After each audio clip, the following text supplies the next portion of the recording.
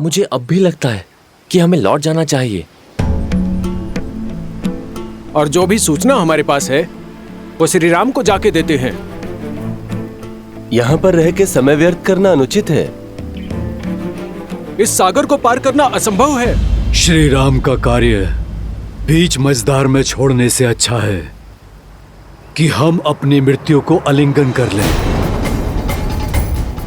क्योंकि नर के रूप में साक्षात नारायण है वो। आप उचित कह रहे हैं ताजश्री जामवंत। अब नारायण का कोई चमत्कार ही हमें मार्ग दिखा सकता है, क्योंकि हमारी आस, हमारे हनुमान जी की भी आस छूट चुकी है। हमारे पास कोई मार्ग नहीं है। ईश्वर भी उन्हीं की सहायता करते हैं जो स्वयं अपनी सहायता करते हैं। कई युगों से मैं इस धरा पर हूं, जानता हूं कि जिस कार्य में श्री राम का नाम हो वो कार्य कभी अधूरा नहीं रह सकता। कोई ऐसी समस्या नहीं जिसका कोई हल ना हो। हमें बस श्रद्धा के दीप में आस की लौ जगाए रखनी होगी।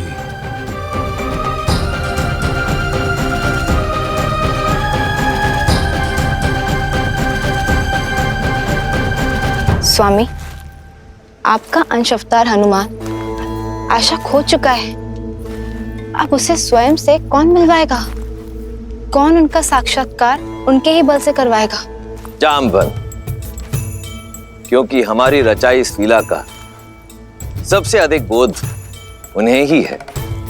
जीवन और इतिहास के ज्ञान का अद्भुत समन्वय है जामवंत। वो जामवंत जो स्वयं ब्रह्मदेव के मुख से वृक्षों के राजा बनकर प्रकट हुए थे। तो श्री राम की कथा में जामवंत की और भी भूमिकाएं?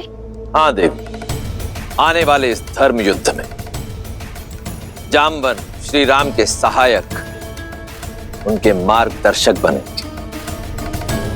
पिछले कई युगों से भगवान विष्णु के राम अवतार की प्रतीक्षा में थे जामवंत। स्वयं को इस पावन उद्देश्य के लिए तत्पर कर रहे थे जामवंत। युगों से?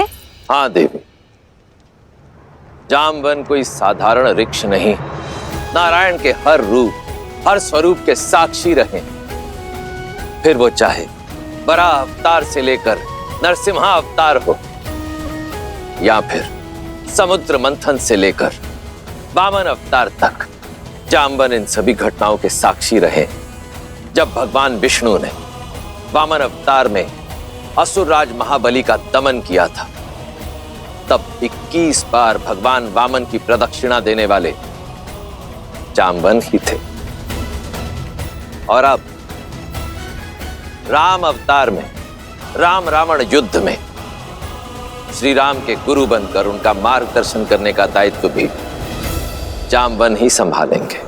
भला हमें से लंका तक कौन जा सकता है?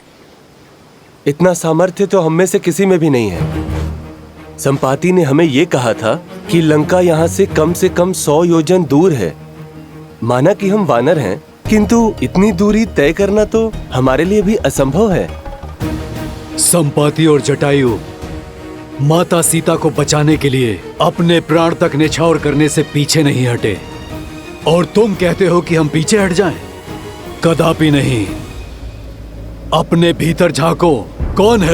कौन है जो माता सीता तक पहुंचने के लिए इस विशाल महासागर के पार निकल सकता है?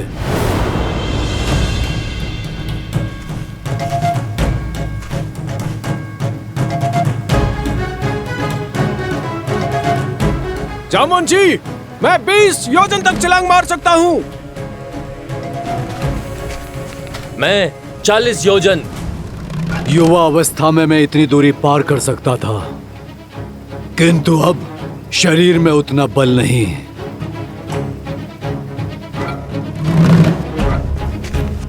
मैं करूंगा ये प्रयास।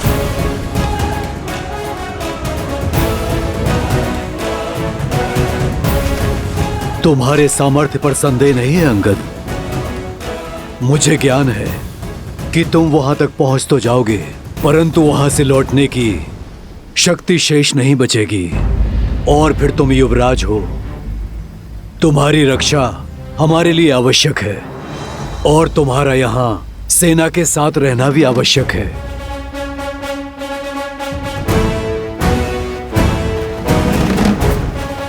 हम में से केवल एक है जो इस असंभव कार्य को संभव कर सकता है।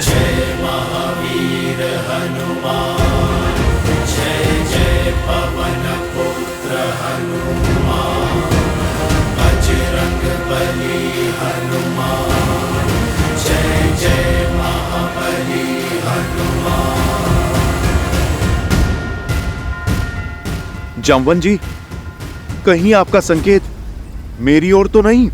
नहीं ऋक्षराज, मैं ये नहीं कर सकता। इतना सामर्थ्य नहीं है मुझ में। सामर्थ्य है पर बोध नहीं है, बल है। किंतु तुम भूल चुके हो, बुद्धि में तुम्हारा कोई सानी नहीं है। पर्वत को मसान की भांति मसल देने की शक्ति है तुम में। तुम भूल गए कि श्री राम ने क्या कहा था? क्योंकि यह यात्रा केवल सीता की खोज की नहीं, तुम्हारे स्वयं को खोजने की भी है। पात्र हो पर परिचय नहीं है अपना।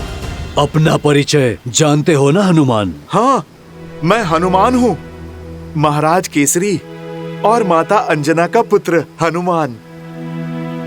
किंतु हनुमान की पहचान और भी अधिक भव्य है। आ जाओ सब, हनुमान के जन्म की गाथा सुनाता हूं।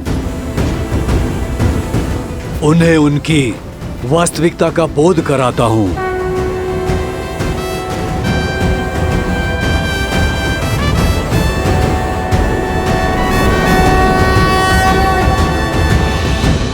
ईश्वर ने सब कुछ दे दिया, बस एक संतान नहीं दी।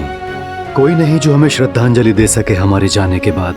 आपकी पीड़ा मुझे भी बहुत कष्ट देती है वानरराज। भीतर ही इस वेदना से जलती हूँ। वानरराज केसरी को एक वंशज तक ना दे पाई।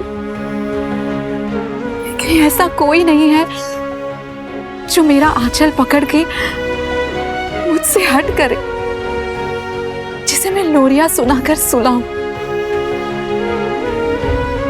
मुझे लगता है अब केवल महादेव ही हमारा कष्ट हर सकते हैं।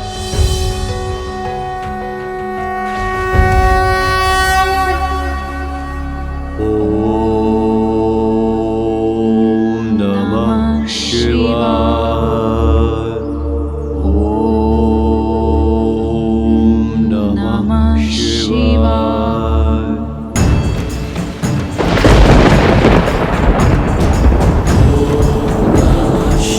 केसरी और अंजना पूरी श्रद्धा से तप में लगे रहे।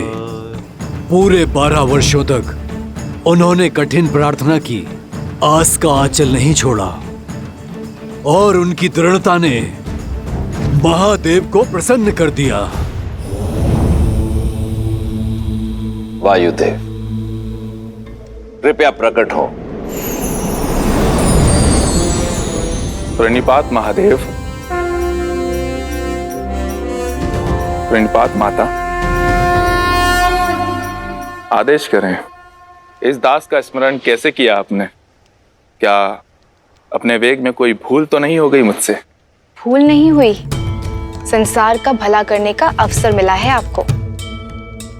एक बड़ा दायित्व सौंपने के लिए आपको यहाँ बुलाया गया है। महादेव की सेवा करके मैं धन्य हो जाऊंगा।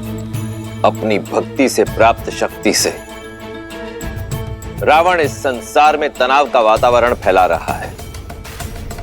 नारायण के अवतार श्री राम को एक भक्त की आवश्यकता होगी, जो मेरा ही अंशावतार होगा। देवी अंजना के गर्भ तक उसे पहुंचाने के लिए आपकी सहायता की आवश्यकता है वायुदेव। ये समझ लीजिए कि श्री हरि के इस दिव्य अवतार की गाथा में आपकी एक अत्यंत महत्वपूर्ण भूमिका होने वाली है। समय आने पर मेरे इस अंशावतार को संसार जिस नाम से पुकारेगा वो होगा हनुमान। वो हनुमान जो संसार में राम भक्ति की अलख जगाएगा। वो हनुमान जो इस संसार को सच्ची भक्ति का अर्थ समझाएगा, जो भक्त और भगवान के संबंध को एक नई ऊंचाई तक ले जाएगा, जो राम रावण युद्ध में श्री राम का प्रमुख सहायक बनेगा और देवी सीता की मुक्ति का मार्ग बनेगा। धन्य हूं मैं महादेव, आपकी इस इच्छा को मैं अवश्य पूर्ण करूंगा। हनुमान आपका अवतार होगा और उसे धरती पर ले जाने में मेरे सहयोग के कारण पवनसुत कहलाएगा। नमामि शंभुं पुरुषं पुराणं, नमामि सर्वज्ञं पारब्रह्मं, नमामि रुद्रं प्रभुं शयन्तं, नमामि शर्वं शिरसा नमामि। जय जय जय शंकर उमा महेश्वर। जगत कल्याण का मार्ग तुम्हारी प्रतीक्षा कर रहा है हनुमान। तुम्हारे बल का आभास कर सकता हूं मैं हनुमान।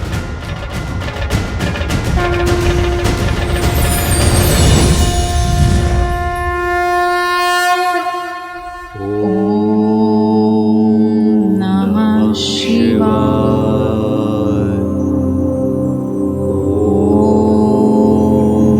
नमः शिवाय।